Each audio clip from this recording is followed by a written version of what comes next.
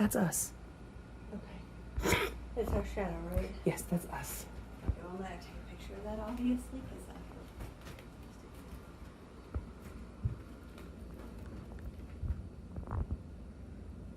Take some pictures in here.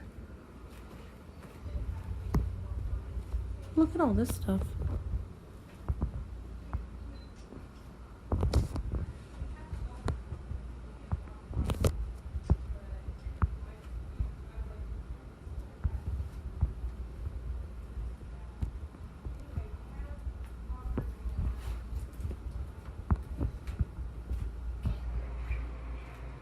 Do you want to walk upstairs? I'm falling already.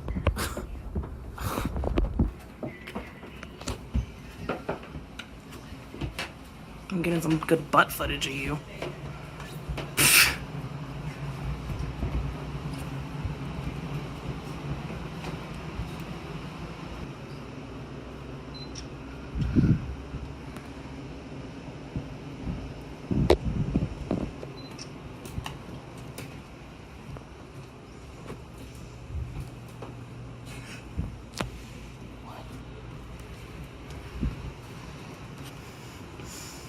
Whoa. It's like a face. I just took that standing right now. Not even directly Where, behind here? you. Like I was right here, directly right here. I knew I felt drawn to this freaking room. Yeah.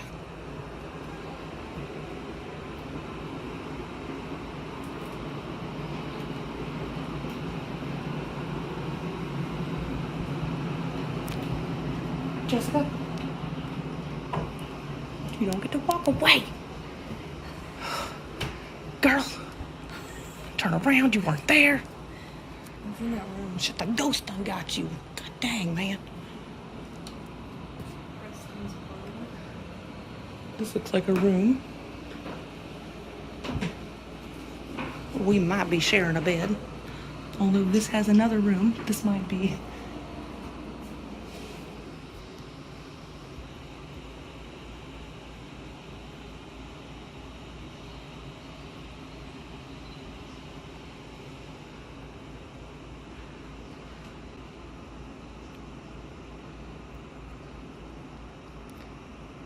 Hey, Jessica?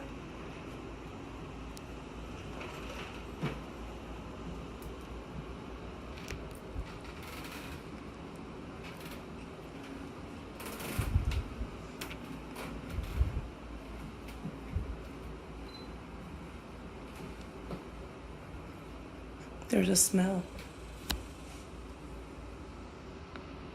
I have nothing when I heard that, right? Mm-mm. And there's nobody.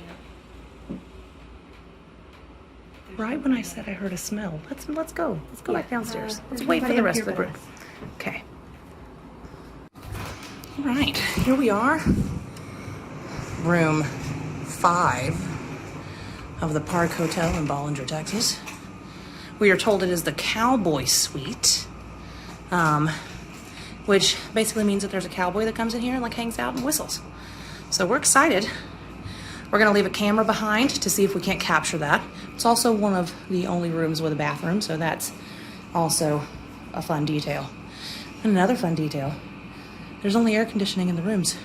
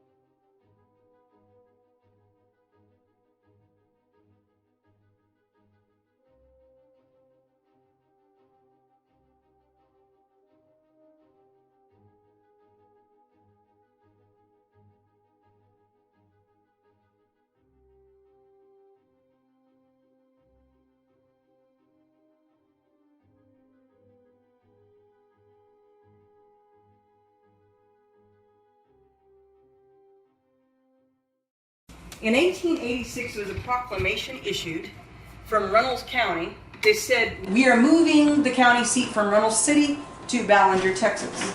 It originally was a place called Gresham, and then they changed the name to Hutchings, and then it got changed to Ballinger. So they issued the proclamation, and they all gathered right there by that gazebo, and they bought over half the lots. They also had a flood in 1905.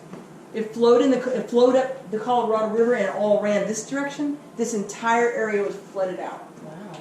And see how deep the street is? They came back in and cut all that out afterwards. And they stopped kind of building this way. They started building that way. This place was originally a schoolhouse, a town meeting house. It's been a brothel twice. There was a brothel right here in the front and a brothel in the very back upstairs on the left. So those were the two brothel areas. We know this because when we bought it from Jeanette, she was saying when they moved in and her family was moving in, some guys came in and said, well, where are the girls?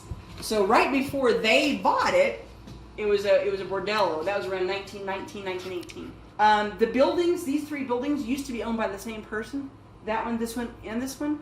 This one here was Adolph Shaw Grocery Store. If you go back to 1886, there's a picture of it as a grocery store. And you're going to see them in the museum area. It's the coolest thing. That building is really original. It really has not been messed with. It's really cool. And y'all don't own that one though as well. No, that one I know was built in 1886. That Okay. one we can find records on. Since the flood damaged a lot of the records, a lot of it's been hard to track down. So we've been finding it in newspaper archives, historians that live in the area, and we've been connecting with people that know the history of Ballinger. And that's how we're gathering our information. I'm going to take you around to the museum and show you some of the outlaws that came through the town. It's really cool. So, here you have our little museum area, which we've been collecting on. This area here, we collected a couple things. The Reynolds City background information.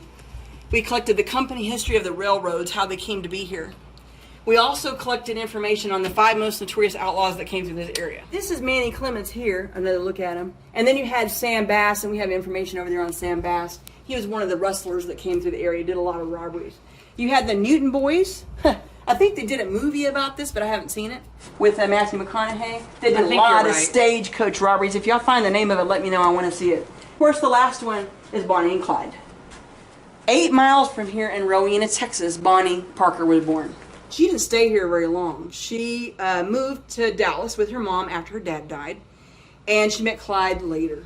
So after she met Clyde and the affair started, because she was still legally married to this other guy who went to prison, they were back and forth a lot to visit her mom, and they took different routes. One particular incident, they drove through the town, and there was a guy that came to see us last summer, and he was an older man. He said, when I was a little boy and I was standing right here on the sidewalk, I remember looking up and seeing Bonnie and Clyde get out of that Ford car. So those are the 5 outlaws that are most notorious in the area. Between 1905 and about 1922, there were at least 2 owners that we know of that lived here. One of them we found, her name was Mrs. Jack Roach, and she ran the place by herself. We think it was a bordello then. She sold it a year later to a lady named Mrs. J.B. Roach, or J.B. Roach. She was J.B. Roach and I can't remember the names. Roach to, I can't remember her name. She lived here with her son Dennis, and they owned the place a couple years. Rhodes, that was the name. Roach and then Rhodes. That's what was so hard to remember. We think they were bordellos, right after each other, because in 1922, when they purchased, when Jeanette's family purchased the place, the Keel family, that's when the guys would walk in and say, "Where are the girls?" We're like, "There's no girls here." So it was a bordello. Jeanette's family took 2 years to get everything out because she was older. Right. We gave her some time. We were patient, and we couldn't get to those rooms anyway. So we let her keep the stuff here. She let us keep her family album for 2 years. And we copied everything inside. So these are all the people that used to live here. This is the Keel family that goes on over there. They had a kind of a big family. Virginia Keel and John Keel moved here in 1922 and purchased the place. They were carnies. That's interesting. They moved around, and they had this place was even a music store at one point in the 50s from their sons, because they used to sell pinball machines and jukeboxes. So That's they called neat. it Keel's Music Company. We have pictures of it in the 50s. They used to have a beauty pageant come right down the street, and so they caught a picture of the store. Now, Jeanette's family were cooks, and she's a florist, so she was running it as a antique store. They've had it as a restaurant and floral, stuff like that. So this place has done a lot of things. It's got a lot of history. She had hunters come stay here, and she would wake up at 4 o'clock in the morning and give them breakfast. As long as they saved her some coffee, she was fine. So her family, John Keel and Virginia Keel, had a really big family. They had like 11 kids. One of them died immediately at childbirth. One other one, Alma, she died at 2. And then they had a son named Willie, who was old when he moved here, and he had his own family. He moved to Winters. They had a ranch. So it was left with 7 of the kids. So they had 5 girls and 2 boys. One of these girls is actually RM's wife. So Naomi, she's in here. She's one of the sister-in-laws. But the other 5 are Gertrude, Lola, Helen, Jenny, and Iona. Okay, so those were Jeanette's aunts and uncles. So the suites upstairs, the Yes, Iona they're and everything. named after them. That's a neat Now, tribute. she named them, but we chose to keep those names. Yeah. For its historical significance and to honor the families that lived here beforehand. We have these 2 boys, Pruitt Keel, he was called Tex. We named the Pruitt Wildflower Room after him. And then we have R.M. Keel, which stands for Rice Marriott Keel. A very 50-ish name, 30s name. But we call the Red Room the R.M. Red Room, the Rice Marriott Red Room. Okay. That's named after him. On the left-hand side, we have 3 girls named. We have Helen's Azaleas, which is a Victorian suite. We have Jenny's Honeysuckle Suite, which is a Revolutionary wartime. And then the last one is the Yellow Room, a.k.a. the Yellow Room, Iona's Oleander Suite. That's your traveler's room. So every room has its own theme to honor history. Okay. And we don't celebrate outlaws doing bad things, but we do want to take you back in time and show you a little bit of their history. And that's why we have the Bonnie and Clyde room that we just made, and we have the Clements Calamity room right next to it. We also have one other family that's very significant that lived here. They moved here in the late 1800s. They're called the Seacrest family. And we have a few pictures of them. They're here. And you can see they had like 1, 2, they had 2 boys, 3 boys, and then they had 5 girls. And some of their, I don't know all their names, but it's Octavia, Jessie, Kitty, Prudy, Prudy Elizabeth, and then Kitty Isabel. So her name was Minnie Cornegay, and she was married to Washington Ham Seacrest II.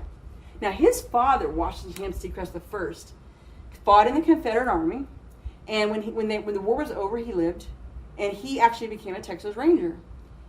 He was the one responsible for bringing in handcuffs Santa Ana when they came in. Nice. So he actually physically brought Santa Ana in. His family, the Washington Ham Seacrest II, that family lived in Nebraska. They moved down. I don't know what it was, but everybody in the north was moving south. During the time of the Alamo, there was a massive migration of people from like Spain and stuff that moved over. So that's why Texas is the way it is, because we've got German areas, we've got Spanish areas, and that's cool. We actually just covered the Alamo and Santa Ana and That's actually really stuff. cool. So we have reason to believe that some of their family members are hanging out here. We have reason to believe that Virginia and Johnny are here, but not the girls. We think they left with Jeanette to watch over her. But we still honor their family history, and we still honor the Seacrest family history. We think they owned the place between 1918 to like 1922. We think Jeanette, there was a couple owners in between, Meeks, I believe, and Overby. And so we found that information in the deed history. But we don't have everything lined up yet. So we continue to find more interesting information. The one that we have to pay attention to is Iona. And I don't even know which one she is. But Iona was one of the girls that Virginia and Johnny had. And she only had one child. And her name was Juanita. Juanita was born in the Seacrest sitting room here. This was actually Juanita's bedroom. This was. She was born in here. This particular room we're going to turn into a sitting room. This is the one with the mirror.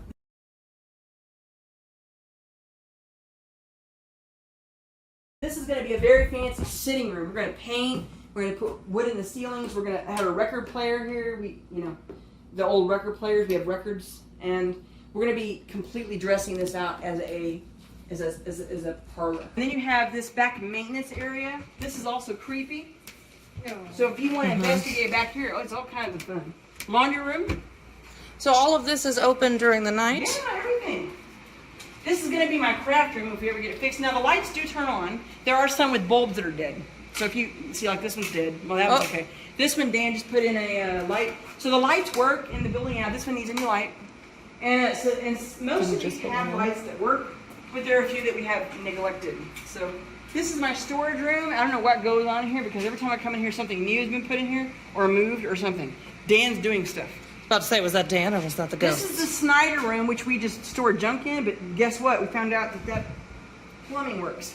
Oh, So guess what? it's gonna be your next room, huh? This is Lola's lavender suite, so we named Lola, after this. We just staged this room. These downstairs rooms right now probably won't be usable, but everybody can investigate down here, use it as staging. Right. But we just staged it up to look 20s, 1900s. This is Lola's lavender suite. Now, if you look at the walls, you see the fabric. Yeah, I actually like it. This is European. That's what they do in Europe. When they have holes in walls, they don't fix them. They just cover them up. They would take fabric, pleat them, and staple them in or put them in, and that's the way the walls would look. A lot of these rooms had fabric on the walls. Really? That's interesting. We left them. We didn't take them down. Our room has fabric on the wall here, and then there might be one more room. Dan's making this a library. That's all it's being used for.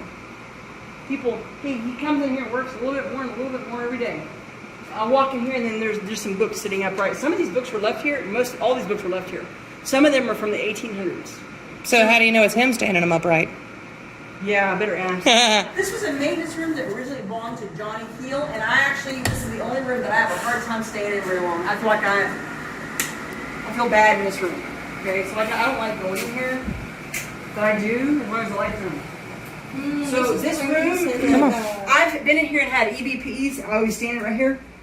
Someone was videotaping me out there, and I said, "Who is in here?" And then it says, "It's Johnny," and it's really loud. Now, Johnny Keel was here, but Jeanette was also married to a Johnny. And then we also had John Colwell, who is Iona's husband. So there were several Johns. So I don't know which John it is. Iona had Juanita. Juanita had 4 children. She was married to a guy in the Navy called S.C. Jack Crisco. They were in the Navy for 40 years and finally moved back when he retired and bought their family's home again. So you're talking about 40 years and then they're coming back and then they're rebuying it. So this has been popping up in their family history for like 100 years. When Juanita had her 4 children, Franklin, Richard, Alice, and Jeanette, okay, they ran the place for a while. RM ran it for a while with Naomi before they gave it to Franklin. Okay, that was one of the sons. Franklin gave it to RM and Naomi. Naomi was in a wheelchair. RM passed away. She couldn't take care of the place. Then it switched to Jeanette's hands. Jeanette had 4 children. They lived here. Okay? One of them was Christina. I don't like standing. Yeah, this room gives me jeebies. I don't like Christina was one of the kids that stayed here, and she had 3 Switch kids. base. Those 3 kids are Jeanette's grandkids. They lived here. Preston, Felicia, Priscilla. Here's the kicker about that particular branch. The 3 kids used to fight over a room all the time. We didn't know which one it was until later. When Priscilla was in her 20s, early 20s, she was walking down a street called Armstrong in San Angelo. It's very close to where I live. And someone hit her in a car. It was an illegal immigrant who was driving. Smeared her all over everywhere. She broke everything from this part down. She had brain damage and she bled internally. She almost didn't make it. She had so many medical problems after that she's had to be on medication for 10 years. 2 years ago, she passed away in her sleep from the medical complications. She was in her late 20s, 29, maybe 30. Anyway, the day that the family came in for the memorial, Dan was upstairs working on the red room. He was finishing it up. He really wanted to finish it up before August kicked in, before we went back to school. Finishing up the door frame painting. He was sitting in there all by himself. Nobody was here. We have 2 Wi-Fi cameras that Daniel Clace gave us. And they film this location on a stream sometimes for like $12.99 on Video Space. You can buy the stream and you can watch it whenever you want. So what happens is they'll put the camera on occasionally and they'll do it on Paranormal Warehouse where everybody can see it. Anyway, we have those cameras. Dan heard something in the hallway. He heard something in the hallway. It was a clicking noise. He even heard voices.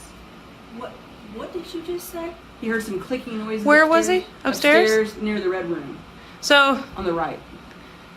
by like where that blue lip comes out?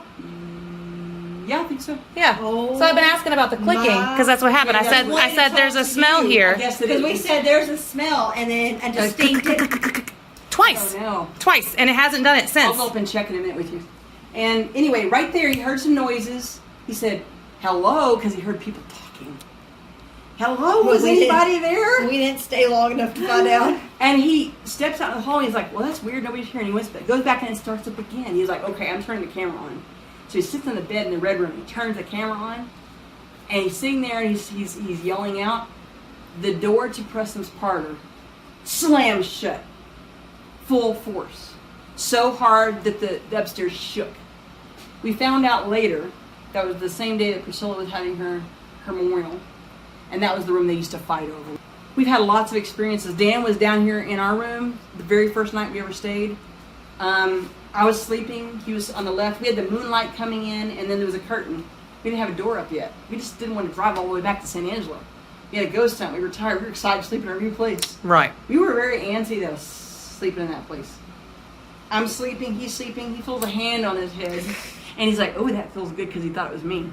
He's like, "Oh, that feels nice," because he likes it when his head's rubbed. So he turns over to face me because he's thinking, "Oh, that's nice," and I'm asleep. The hand is still on his forehead.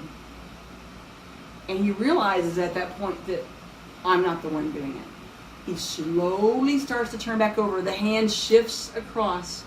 And within this much of his face is a lady standing there with long black hair curled to the side, staring right at him. And they see each other, and then she disappears. He was so scared that he jumped out of the bed like a tiger, like a cat. And he lands on the other side of the room, and it woke me up because it was so noisy. I said, "Oh my God, you saw something." He's like, "There was a lady standing right here. She was caressing my head." We have apparitions everywhere. At 7:30, around 7:30 at dusk, about right now. Upstairs, right here, we think is a portal upstairs. Dan can't remember any of the damn names as well. So I make fun of him. The camera's just staring at your butt. The windows blew out. It's called the Crisco's French Bordello. It's going to be the gaudiest one in the place. Gold, baby blue, canopy bed. It's going to be extremely bright.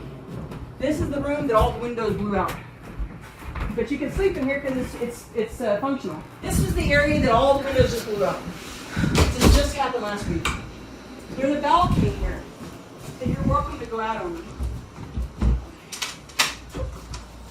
And we think all the ladies would hang out here and say, "Hey, $50." Oh, yeah, this is very brothel-y. door in your room. We're going to clean this up and paint it and put patio furniture up here for people to stay. This is really nice too. And you can see the beautiful courtyard. We've investigated Yeah. that courthouse, and right now we're working on opening up that jail.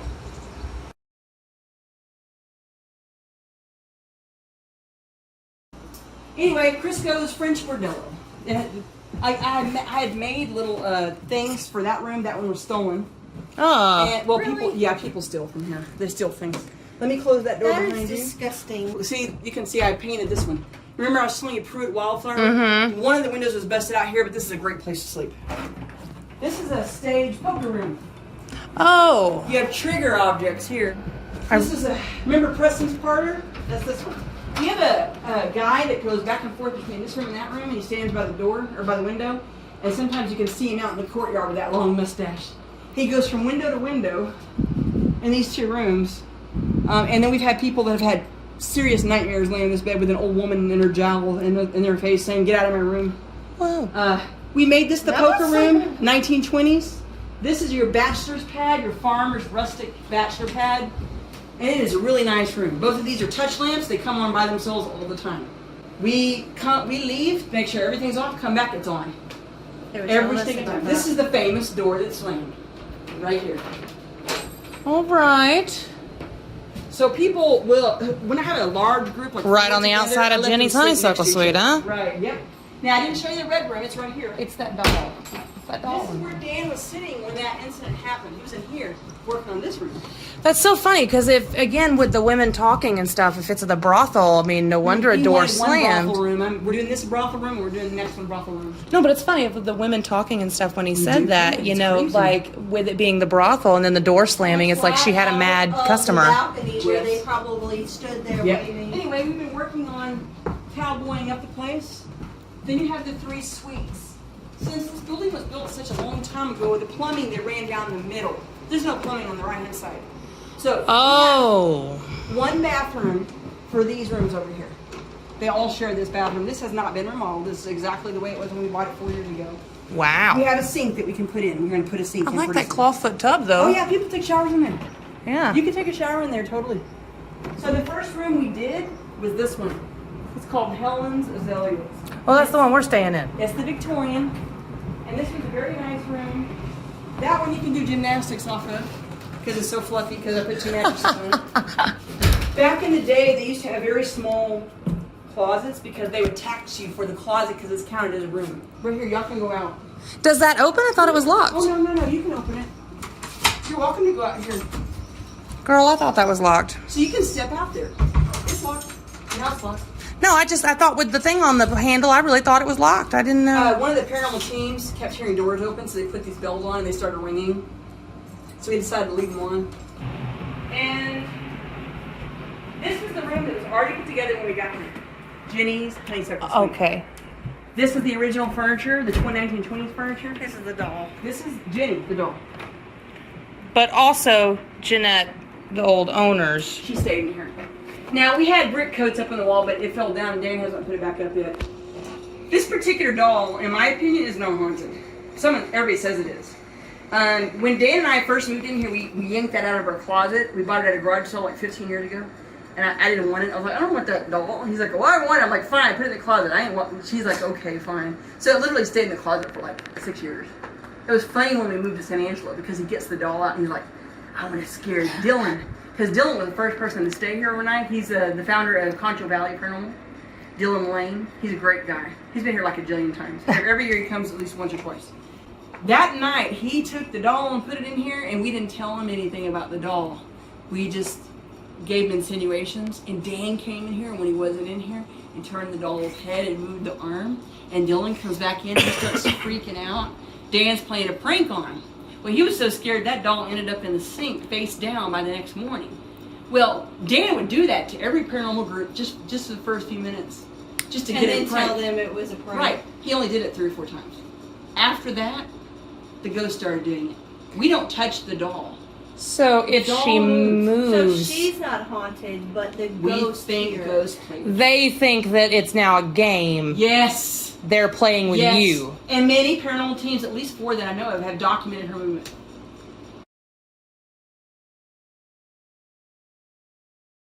I'm not going to lie to you. About 2 o'clock in the morning, it starts to get busy.